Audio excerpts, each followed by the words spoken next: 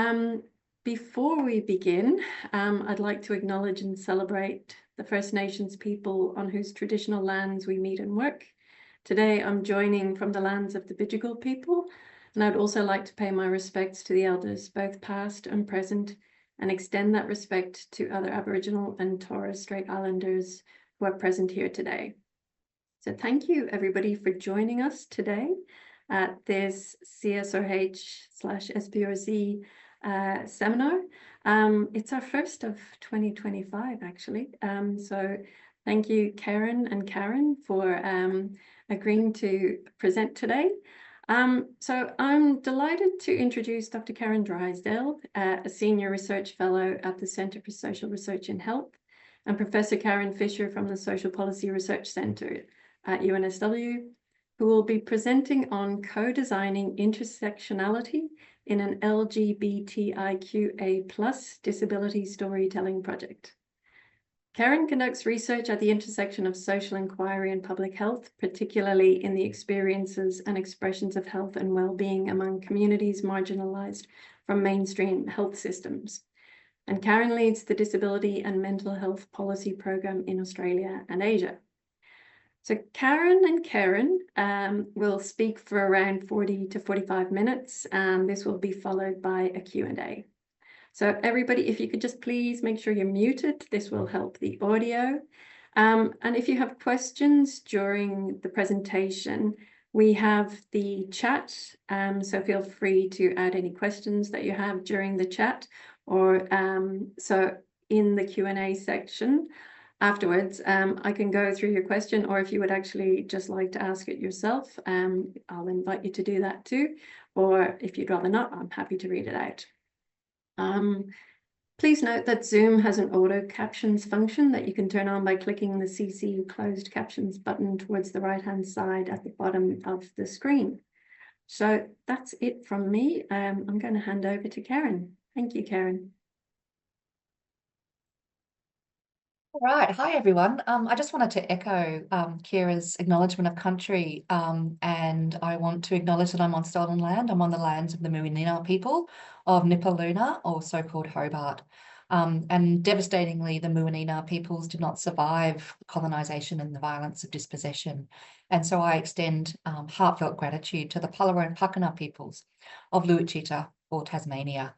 And I want to acknowledge elders past, present and emerging, and extend that gratitude and respect to any Aboriginal and Torres Strait Islander peoples who are joining us today.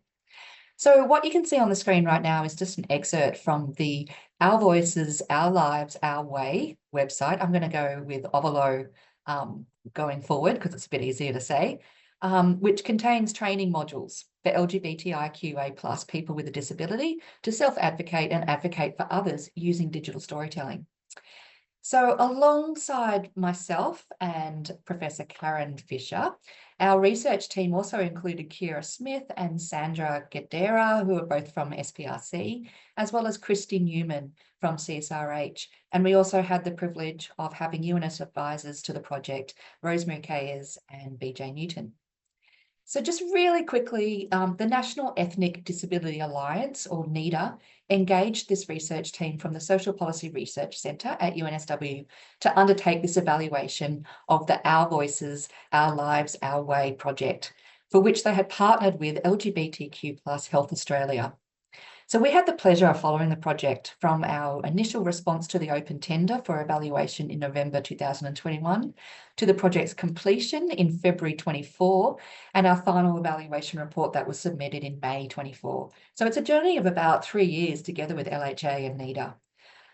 So our research aimed to identify how the storytelling module or model works, what elements make it a success, and how and why it achieves impact and change for LGBTIQA+ people with a disability. And the overall purpose for our kind of remit was to establish an evidence base for the digital storytelling model and provide insights for both LHA and NEDA, but also other organisations seeking to learn from or adopt a similar approach. Now, I just want to address the elephant in the room from the outset. So Karen and I are both cisgender queer women. We are both of Anglo-Celtic background, and we are uninvited settlers on country that has been under the custodianship of the world's longest living continual culture. And so let's just acknowledge the tension here from the outset that Kerryn and I don't really embody nor represent the diversity that this project aimed to achieve. But we were determined by NIDA and LHA to be the best team to carry out the research. But also I just wanted to highlight that the project itself was really built on the foundations of intersectional diversity. And so from the outset, the research partners were very clear that this project highlighted the voices of First Nations people, people with a range of disabilities, geographical diversity, and diverse genders and sexuality. Kerryn, do you want to add anything? Thanks, Kerryn. Just first to say, look, this is the Kerryn team, which if you're a New Zealander like me, it sounds like Kerryn team. So I'll probably stumble along the way. I think the other elephant in the room is that neither NIDA or LHA, the partners, are with us here today. They were very encouraging that we went ahead with this seminar, but it's one of the prices that organisations pay in these short-term funded projects is that while we as researchers carry on and talk about the project for years to come, they are not funded to do that, and people lose their jobs and move on to new situations. But they have encouraged us to keep going with this, disseminating the work, and we've put a link to the project page in the chat. Thanks, Kerryn. Right, so this is a really complicated diagram, made more so because I have absolutely no skills in artistic and creative endeavours. But this is essentially the governance structure of the project. So OVOLOW was a joint initiative from LHA and NIDA, and it was funded through the Information Linkages and Capacity Building Program in the Australian Government Department of Social Services, or DSS. And you can see here that the funding comes down to the two organisations, and there you see a range of activities. So under LHA was responsibility for developing the co-design group, which we're going to talk a lot about today. Under NIDA's responsibility was the advisory committee and the community of practice they established. And then both of those organisations and all of those groups were working with contractors through various modalities to actually deliver the outputs. And so what we had at the end of the project was the design and delivering of the workshop training in digital storytelling. That was a series of 3 two-hour sessions online that were repeated once over a 2-week period. There was also the OVOLOW website, and the snippet on the previous screen shows that kind of setup. It was a really lovely website that wanted to contain information about digital storytelling, but as well as advocacy, human rights, making complaints, intersectionality, and navigating services. There was also the convening and the facilitating of the advisory committee and the co-design groups, and these were intended to provide peer-based lived experience expertise to the project. And then, of course, we have the community of practice with LGBTIQA plus people with a disability and disabled people's organisations and representatives from those organisations. And the idea there was to collect and disseminate resources for LGBTIQA plus people with a disability through these digital online hubs. Kerryn. Thanks, Kerryn. So you can see that the governance structure, even in itself, is very complicated, and that's because the project was conceived and actually conducted with a very thorough commitment to principles around co-design. So the first principle around that was making sure that it was inclusive and accessible within a framework of making sure it was safe for the participants. And so that's why there's all of these orange boxes across the middle there in terms of various ways of people participating. Secondly, and related to that, was that lived experience expertise was embedded in the project, and that goes across all of those lines. So from within the two organisations, the partner organisations, those orange boxes, and then of course the project outputs. And then third, that because of the subject matter, that the project principle was that it was to be co-designed, co-developed using a strengths-based process that was really informed by trauma-informed processes because of the risks of taking any other approach to this sort of project. And so what we're going to talk about today is how do you make sure those principles actually are embedded in co-design. Thanks, Kerryn. Yeah. All right, so the boring bit falls to me, the evaluation questions. So we adopted a mixed method design using both quantitative and qualitative data collection and analysis. But the 4 key questions that we were asked to concentrate on in our evaluation was, how well did the project develop and implement digital storytelling for increasing people's confidence and community empowerment? What was the role and impact of the advisory committee, the co-design group, and the community in practice in increasing participation and that contribution to community? How effective was the training in strengthening knowledge, confidence, skills, and capacity of participants?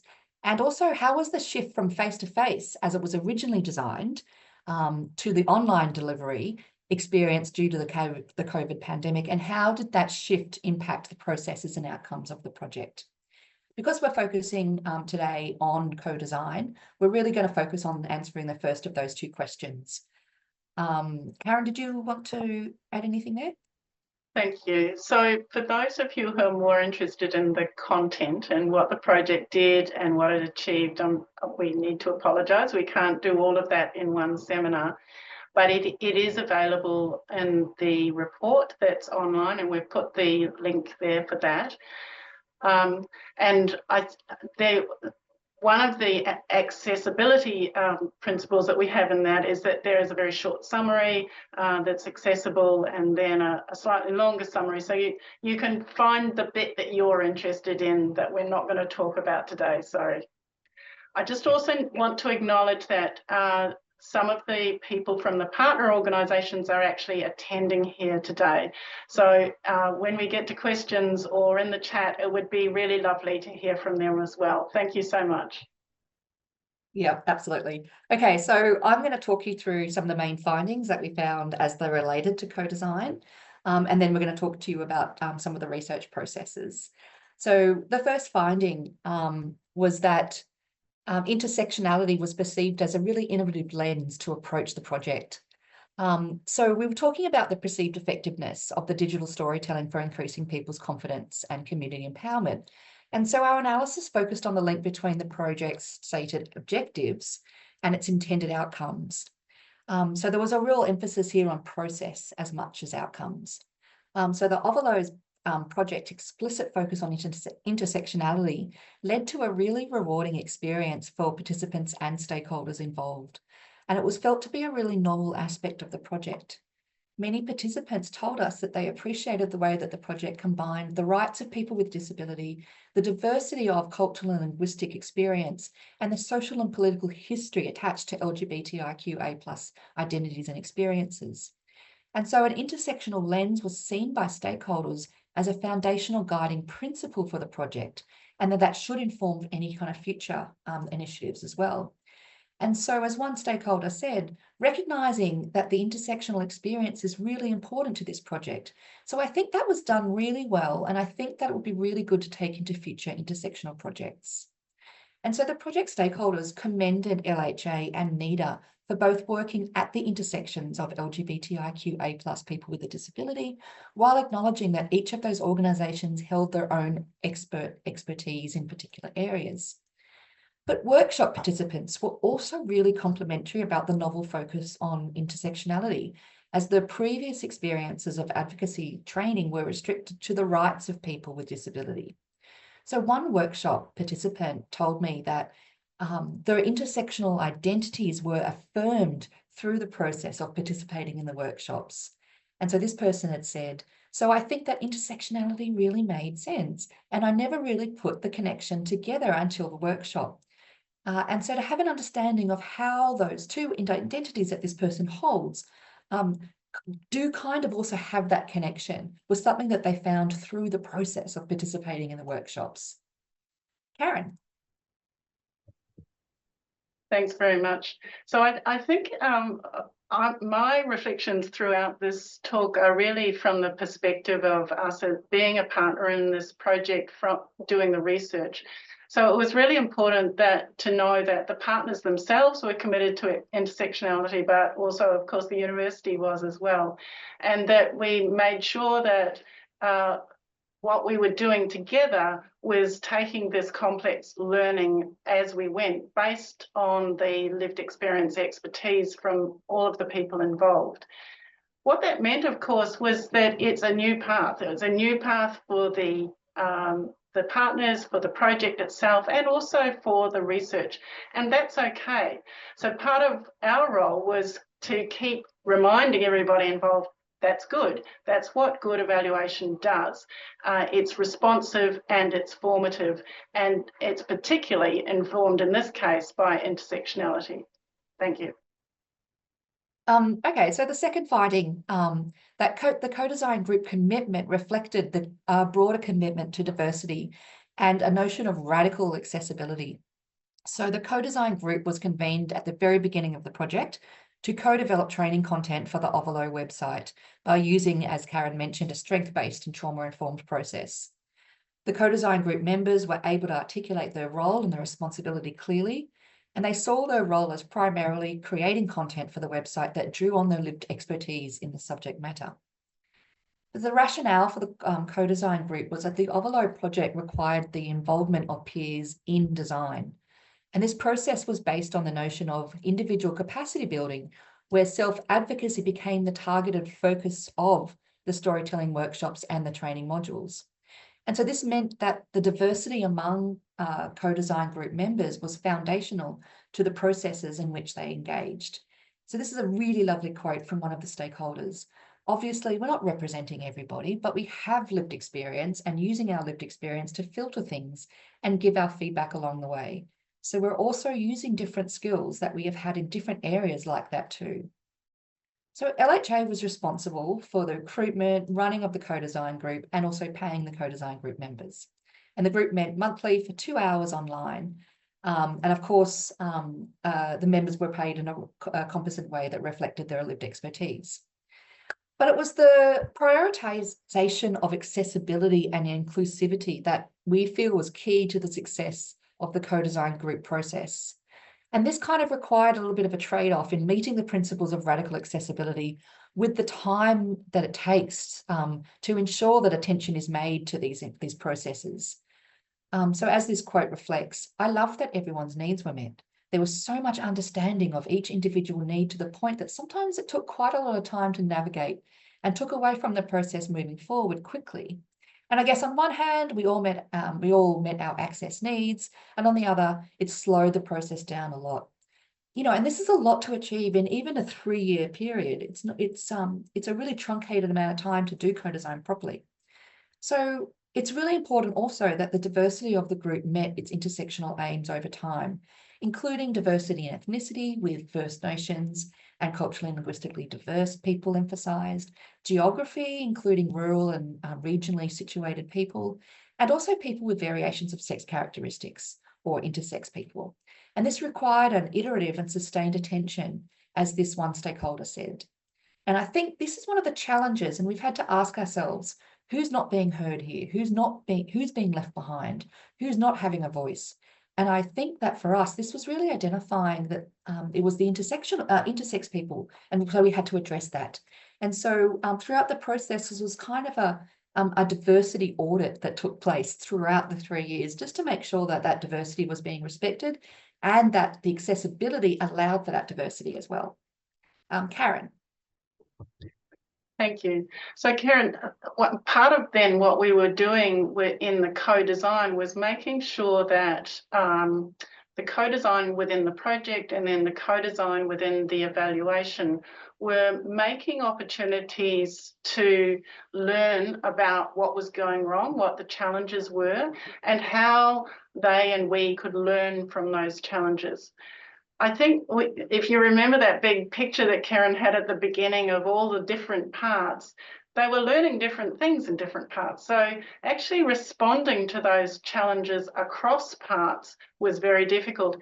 And often as the evaluators, because we were slightly outside it, we were also then in the middle of that process going, well, this has happened over here and you've found this over here. How do those come together? What is it that you're doing about responding to those challenges? And I think that was one of the advantages probably for the partners, that it was a longer project, because it gave them time to go, okay, well, that didn't work, or somebody's pointed out this is where we could improve it. So it was a really nice example of co-design in process. Thanks, Kerryn. And then the third finding that I wanted to talk to you about was just how peer-generated spaces were actually taking place through the co-design process. So the co-design group was actually seen as a bit of a microcosm of the intended outcomes of the project overall. And so this included this notion of radical accessibility that positioned the co-design group as a transformative space with future potential. And the ethos of a peer-supported space underpinned the co-design group activities and facilitating support for and collaborative and collective outcomes. And so this is another really beautiful quote. The space is also really hopeful, also a bit revolutionary, you know, the transformational kind of space. And I think that's just full of possibilities. And going forward, I think things are very full of possibilities, which is lovely, I think. And so this meant creating a safe and supportive space that was created through the process of co-design that enabled all members to be their authentic selves. And so safety was broadly conceived by the co-design group members as a process through which members and staff's transparent and respected disclosure of intersectional identities and experiences was really respected. As one person said, I did feel like I could be vulnerable and could be myself without being judged, but I was never once gendered the whole time. This is a non-binary person. I was never once gendered, which is the best ever thing, which is great. And so here, I think sharing personal and professional experiences between members generated a connection as well as a sense of trust. And this was kind of seen as the modelling of best practice. So as this one stakeholder said, like when I first went into the group and I realised that the person running the group was neurodiverse and sharing herself, I was surprised. This is how this group is meant to run. This group runs so well, partly because it was modelled in that way by the leader of the group. And so workshop training was also designed and implemented with accessibility at the forefront, which is reflected in participants' experiences of inclusivity, and the workshop training modules themselves were a case example of radical accessibility in operation. These workshops were peer-led and they served as opportunities to provide and receive peer support through the interactions between facilitators and workshop participants. Kerryn. Thanks. So part of our obligation as an evaluation team in this co-design process was to make sure that we also reflected that inclusivity, to have researchers or peers with intersectional experiences. And that's partly why at the beginning when Kerryn introduced the team, it's quite a large team for quite a small project. But it was essential, I think, in terms of building trust in our role in the formative aspects of the co-design. I think if we weren't speaking from that lived experience within the team as well, it would have been much harder for us to engage in those challenging questions that the project was grappling with. And especially in the last slide, when I talked about bringing challenges from across the project and working out what the possible solutions might be. Kerryn. Yeah, okay. So we're going to shift over to just talking about the co-production of data and analysis from, I guess, the perspective of the evaluation team. And we're going to flip this. And so Kerryn's going to lead most of this conversation and I'll reflect instead. Which is something that I forgot to do when we were practicing.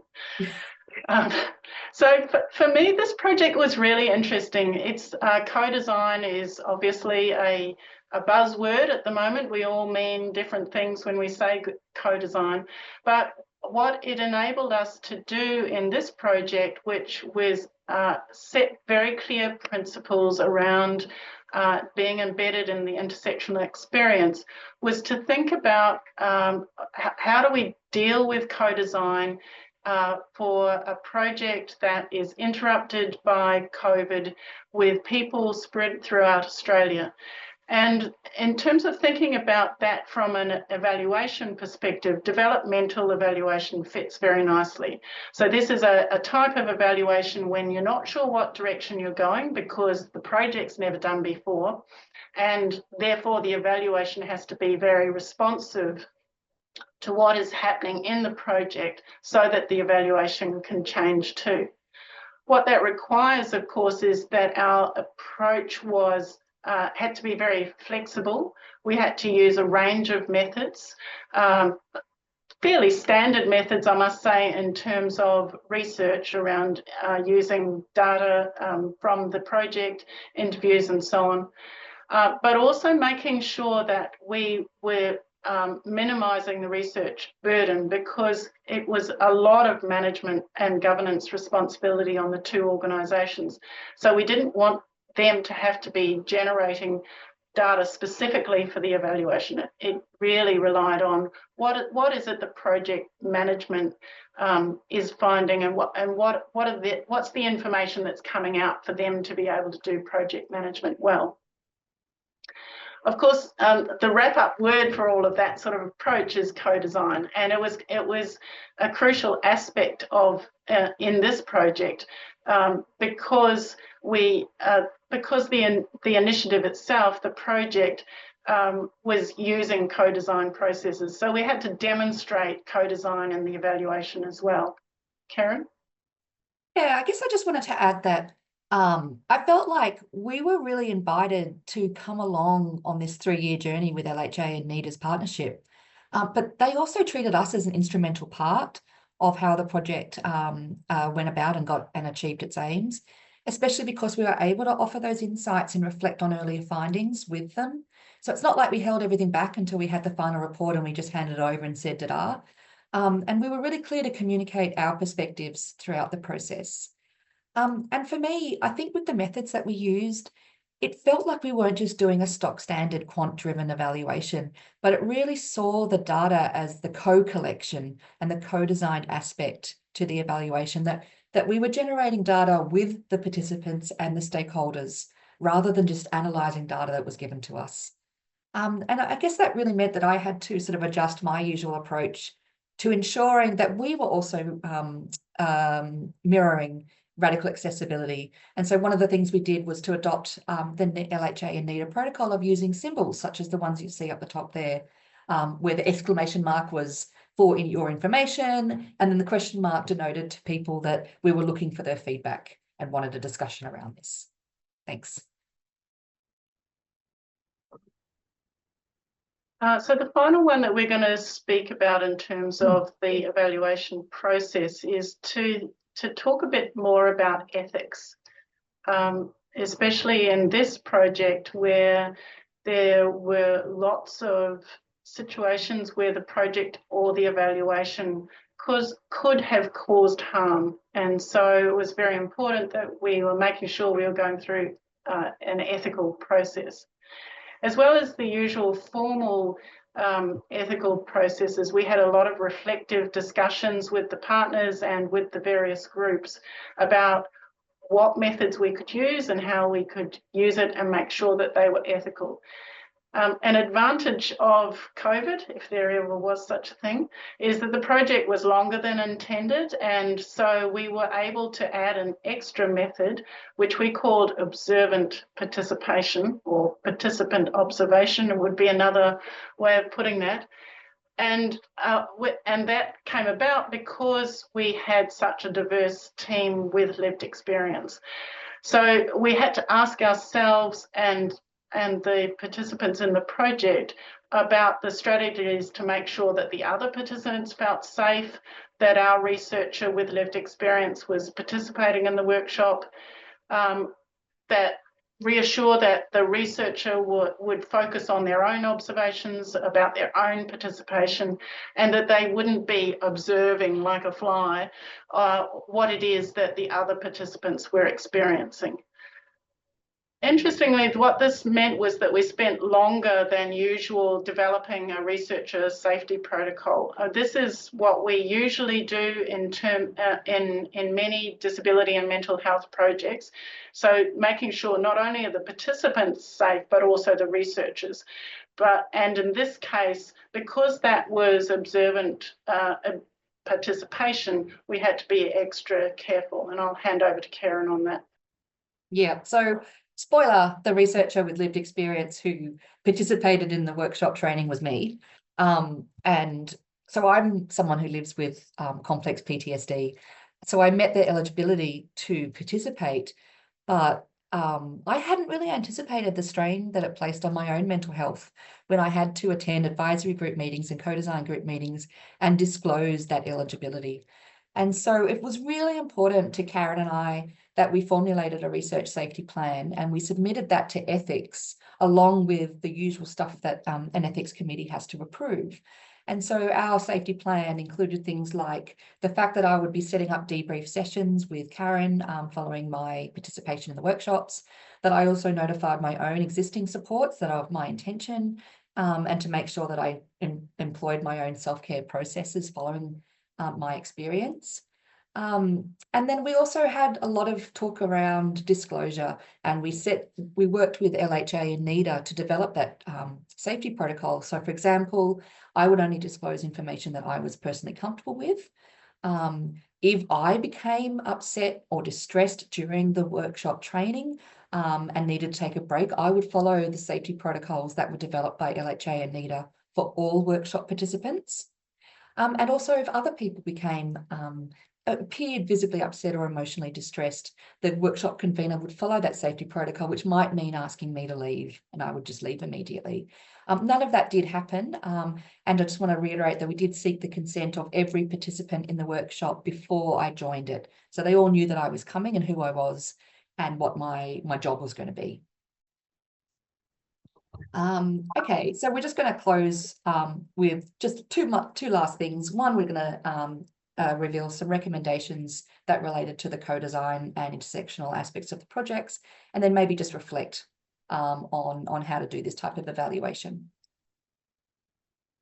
Thanks, Kerryn. So as I said, co-design is something that is the label on a lot of evaluation and research at the moment, and in the past we might have used words like participation or inclusion, and in fact we still do use those sort of words. But I think this project is a really interesting one for thinking about in a really complicated intersectional project. How do you do co-design well? And it was such a pleasure to work with partners who were really committed to and adopted those principles that we spoke about earlier, about how to do this sort of work safely in a way that people could reflect on their experience and the project could improve on those experiences. One of the interesting concepts that emerged from it was that the partners developed probably what we would call opportunities for intersectional space. And that's why the governance and the consultations, all the advisory process had so many parts to it. It meant that different people with different interests could engage with each other, with the stakeholders, and with people with lived experience throughout all of the different parts of the structure.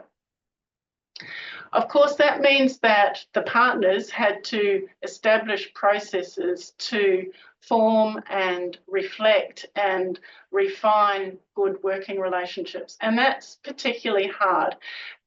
Often we find in evaluation work that the continuity is held by ourselves as researchers, because we are in the privileged position of having a long-term job. And so that although there was a lot of turnover within the two partners, there was a continuity held of making sure that we had structures that enabled those working relationships. So lots of meetings for 3 years, but absolutely integral.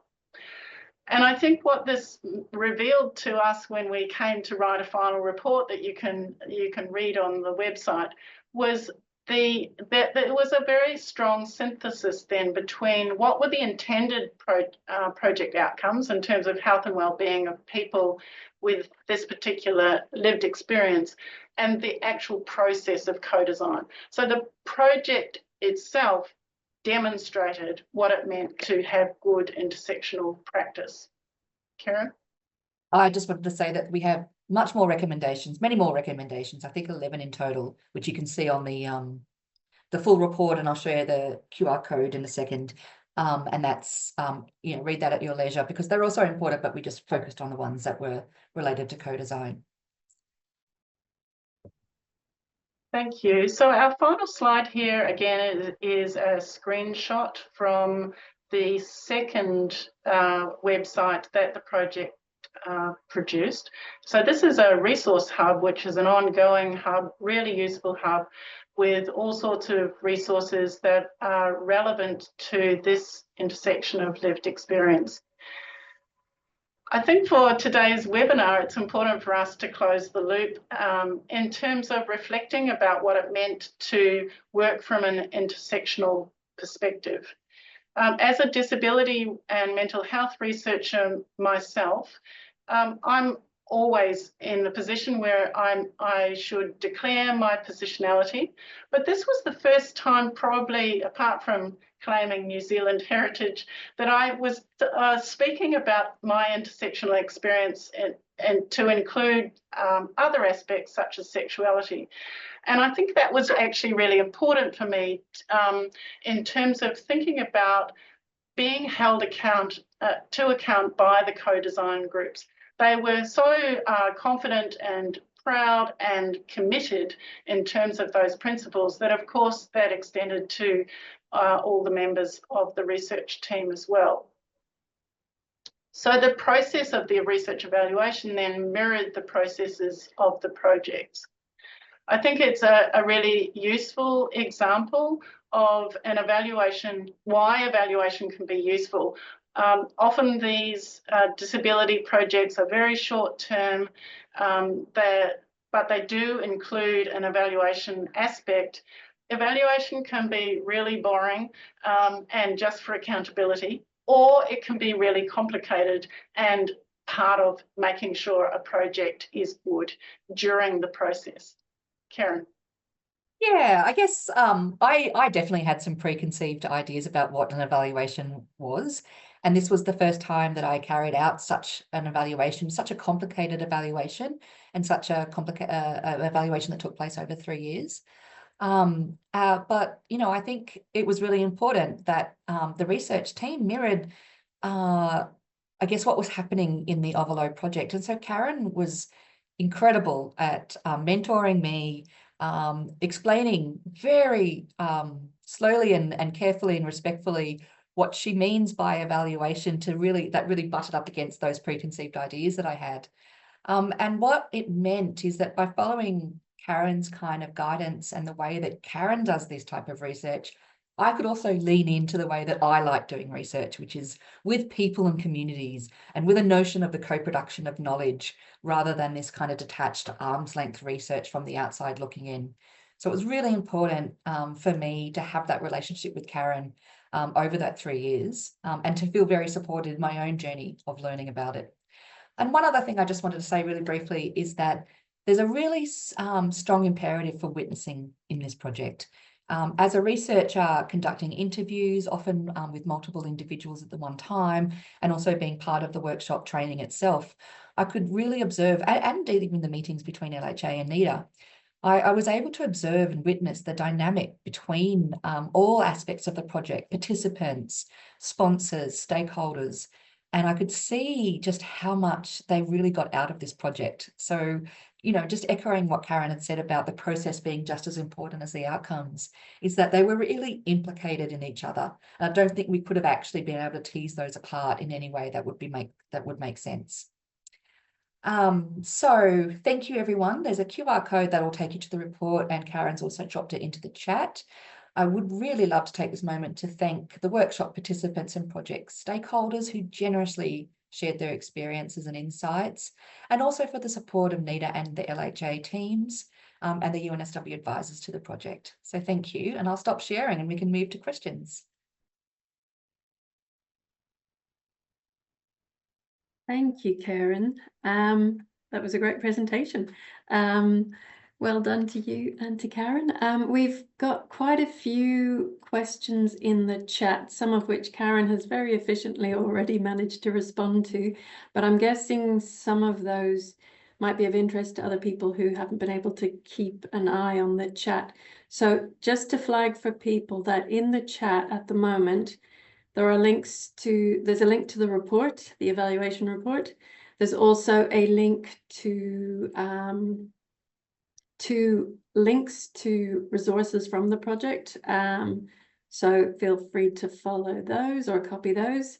A question about the session. The session is being recorded, so it will be available later. So everyone who's registered in here today will get a link at some point in the next week or so.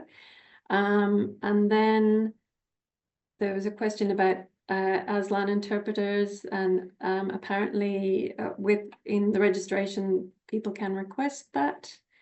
And then there's a question here, and I'll read out this question, but if anyone who hasn't put anything into the chat would like to put their hand up, please feel free to do that now.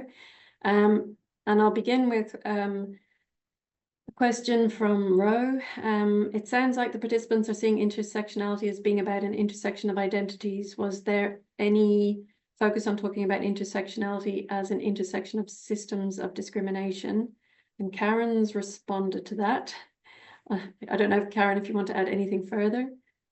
So the response was yes. And then another question about were people, disabled people with intellectual disability included in this committee? And in some parts, yes, they were. And then there's a few questions. There were targeted consultations with people with intellectual disability on the project outputs. There was a question that Kerryn has said she'll pick up later in the chat. I'm curious to know what the reasons behind why there was a separate advisory committee versus co-design group. Were members of the co-design group on the advisory committee? And Kerryn, you said you could explain a bit more in the chat now.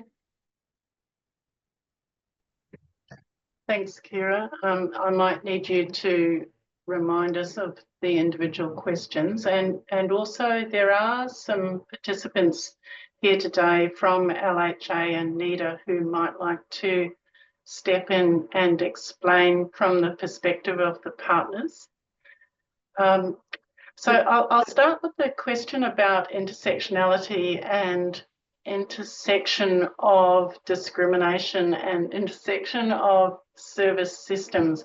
And I think one of the aspects of this project that I think was important was that it was really taking the concept of intersectionality from the personal experience perspective. So that in terms of the jargon word intersectionality, that's sort of its strict sense. So my particular experience is unique to me because of the intersection of all of my experiences, and so that's my identity. If I take a slightly different, a wider meaning of intersection, that's quite a different meaning. So, and in social policy, yes, we're always dealing with intersection of systems. So I might, for example, need some housing that's related to my experience of violence, And so that is an intersection of violence services and housing services. And that has a slightly different meaning. But I think what was helpful in this project was being clear that this was about identity and discrimination and in the negative, but in the positive, health and well-being around identity. Kerryn or Kat, or would you like to add on that? I think there were shared experiences of discrimination that took various forms. And I think one of the things that was really important is that not only were people's intersectional experiences respected and affirmed, but the stakeholders really sought to find commonality between those different experiences of discrimination and to find common ground and then work together and support each other. So I had the privilege of doing the interviews, and they were often group interviews, and you could see where I could have not been in the room. Sometimes there was a conversation taking place between two people, and you could see the process of them working out exactly where their intersectional connections lay, including experiences of identity, but also of discrimination. And I just thought it was just a beautiful thing to watch them support and affirm what's different about those experiences, but what they might unite or come into a common understanding over. And then, Kerryn, there's a question that you've partially answered about the reasons for a separate advisory committee versus a co-design group. So again, this is one that Kat might want to answer from the perspective of the partners. So one of the advantages that we witnessed as to why there were different groups is that they had different functions, obviously, but also they had different membership, some of which overlapped. So there was continuity between and across time. But one of the advantages in addition to that was that it meant that there were different ways of participating, and that it really spoke to the principle of accessibility and inclusion.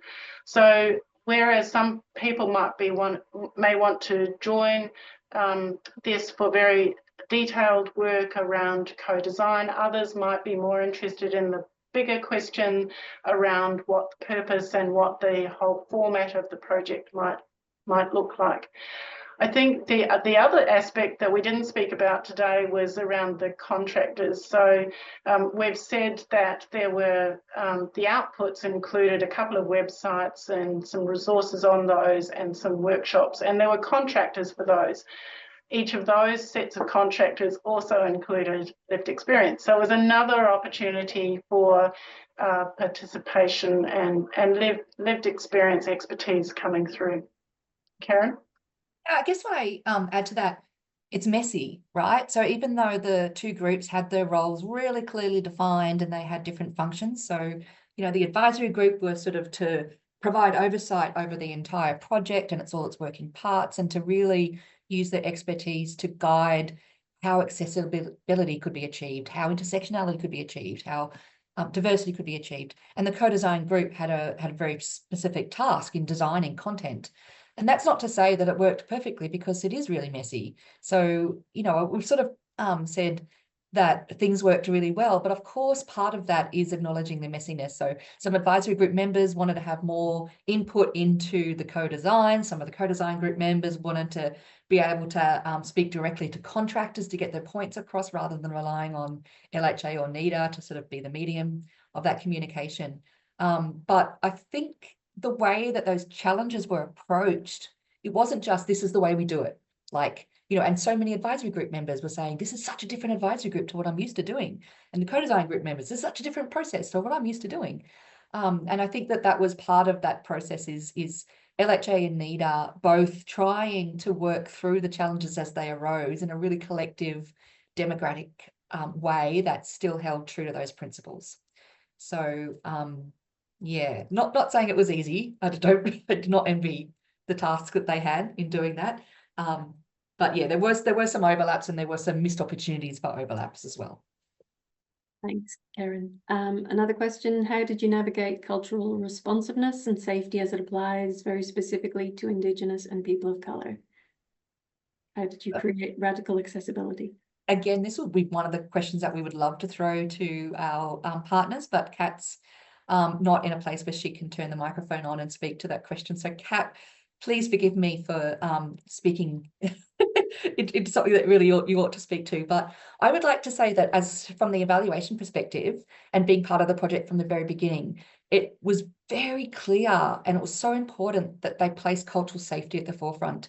And so I think my interpretation of what they did was to look at the best practices for First Nations people, for people of colour, and then apply them across the board so that it wasn't as if certain adjustments were made for particular issues, but they took this notion of radical accessibility, which for them included cultural safety and respect, and applied that to everyone so that everyone was sort of held to the same standards of accountability.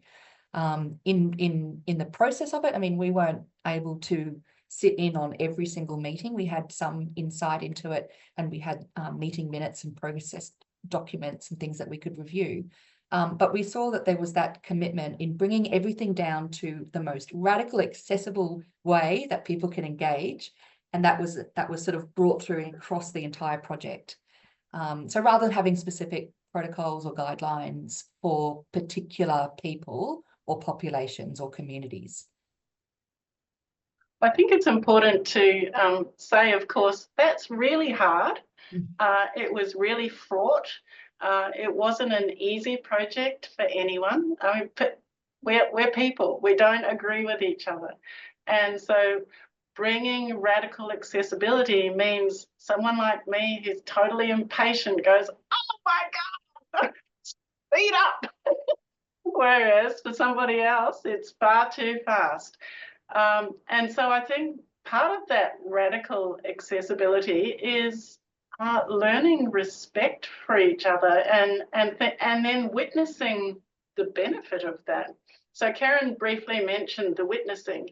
It's quite extraordinary when people reflect on their oh my God reactions with other people in a safe space and go, oh, actually, yeah, that meant that we learned this, or that meant that we should change this.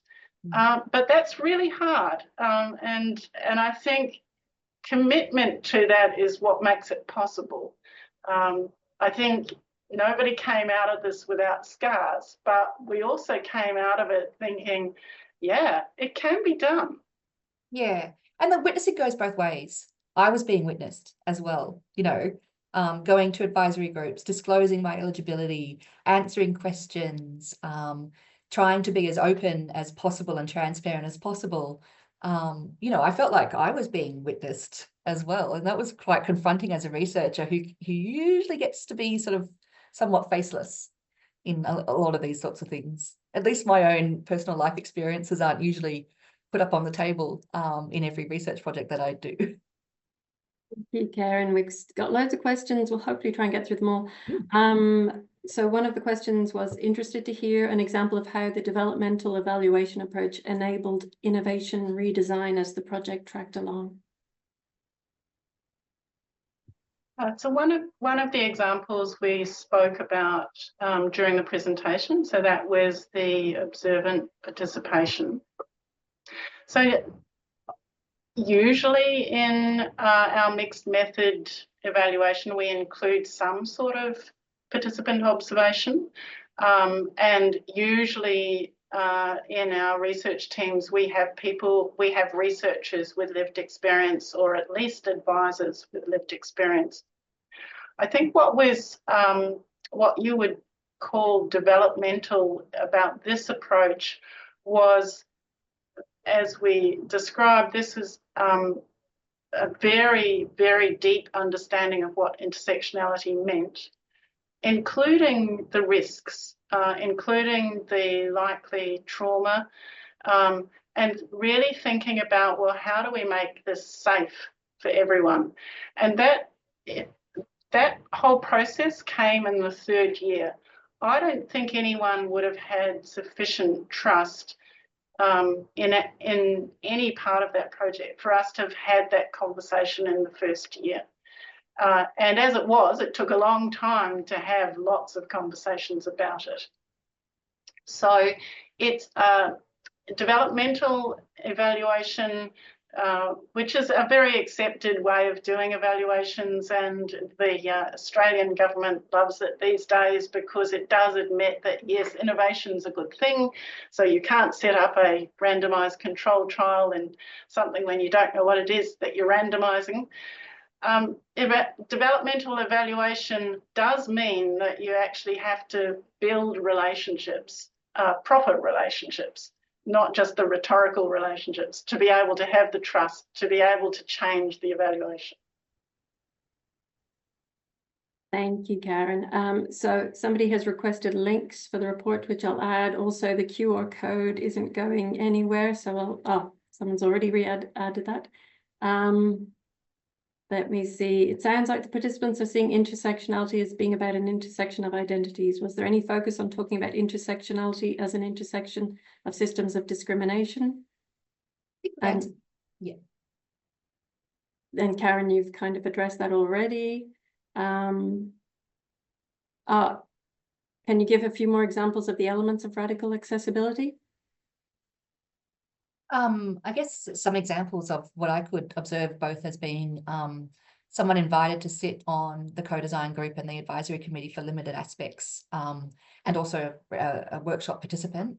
You know, things like people could have their camera off if they felt more comfortable, if people needed low lighting, but also if people read lips, there was a request to make, you know, that people could face the camera.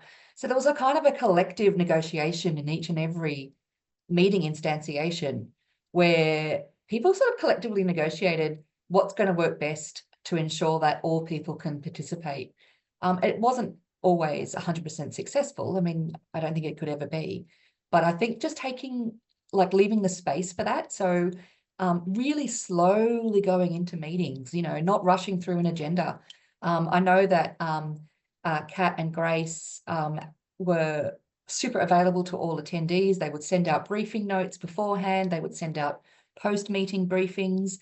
They would be available to have phone calls. I think all that stuff is examples of radical accessibility, just making sure that everybody can participate in the way that they feel comfortable with. Thank you. And then there's a question in the chat if everyone involved in the project was both groups was paid at the same rate, because disabled lived experience often isn't. And Kerryn confirmed that everyone was paid. LHA and NIDA can confirm. Yeah. And then, sorry, with this. There's so many questions. There's a bit of, and there is some duplicate. Kerryn, did you learn anything along the way in terms of communicating safely and respectfully with participants, and or in terms of reporting, including language and other considerations? I had to learn to speak a lot slower than I normally do. That was a huge thing for me, really trying to slow down. And we really turned to LHA and NIDA for their expertise around this as well. And of course, Kerryn is an expert in this space. But for me, it was looking to see how other people were doing things and trying to sort of mimic that as well. That to me was really important, that I tried to follow the best practice where possible, and that really made me rethink how I talk and how I do things. I think a lot of the questions reflect also the way that NIDA and LHA learned from each other. So I think it was a very courageous thing for the two organisations to come together to try and manage an intersectional project, because they bring their own expertise, but they also bring their own way of working. And so an example of that last question of what did you learn about communicating safely and respectfully, you know, they have their own ways of speaking to their own constituents. And so actually listening to each other about, no, you can't say it that way. You know, this is what is expected in our community. And so having to bring those together was actually quite a difficult process too. I think it's an example of having the evaluators in the middle sometimes helps in translation, because you're not just thinking from your own perspective, despite all of the commitments from all of us, of course. You know, we're at it, what they were doing was making those opportunities for reflection, for asking the questions, for saying, no, this doesn't feel good. What are we going to do instead? We're pretty much at time.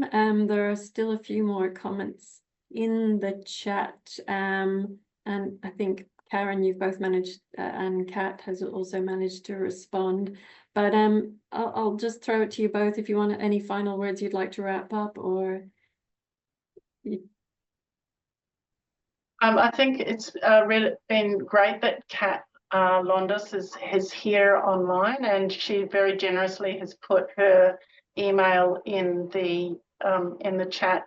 We'll put that at the end again for those that missed it, because it's been such a long chat flow.